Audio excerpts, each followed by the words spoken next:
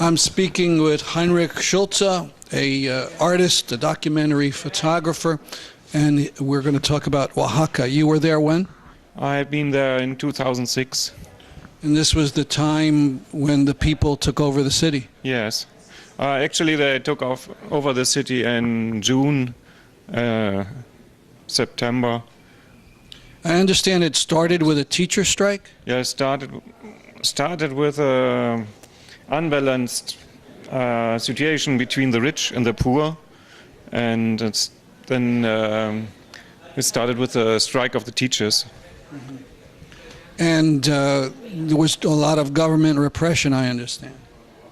Yes, there had been a lot of repression, and that made the people so angry that the whole city stood up, and the governor had to leave. He had a helicopter and he left town. We covered it a little bit. I remember at one point people took over the radio station and broadcast what the people wanted. Yeah, not the people, the woman. It was a very brave woman. They had they had the weapons from the kitchen, the cooking, and then they take over the radio station, the TV station. And what were you doing there? What kind of photography did you do? I'm a journalist and I do documentary photography. Now, one name Americans may know from all this was Brad Will. Did you know him? Yes, I knew him. We were a group of maybe 10 internationalistas, and we had internationals, yes. And every evening we meet, and then we go to the barricades and make interviews and see how the people are, if everything is okay, and I make my photos. Were you near him when he was shot?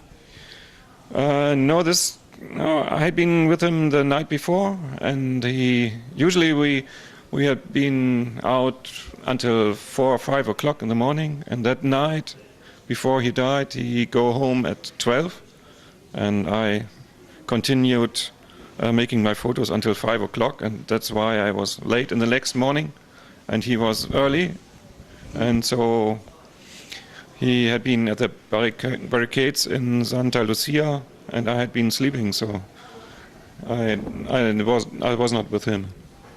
And a lot of people think he was deliberately killed. Do you think that? A lot of people what? Think he was deliberately singled out and killed? Or was this just something that happened, people shooting wildly? I think nobody knows, but my opinion is yes. Because... yes, that he was killed. He was killed, yeah. Mm-hmm. I think everybody has his is thinking about why Brad died, and my story. You want to hear my story? My story is he really was murdered by the government or by the governor. The governor is really a very bad person, and everybody knows this. And he could not control the situation in the town, and he had no help. He tried to. There had been. He tried to kill people, but nothing could help. And he asked the president of Mexico to help, but he didn't. Even the president didn't really want to help, I think, because everybody knows that he is an asshole.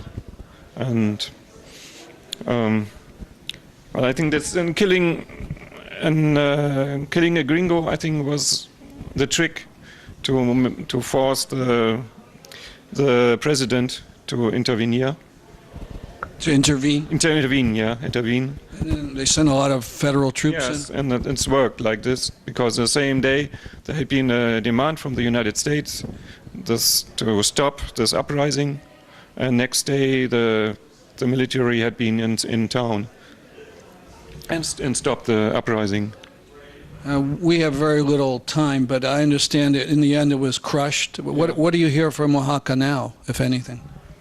there's a lot of repression, and doesn't look very, very good. But Oaxaca is a story of more than 1,000 years of people.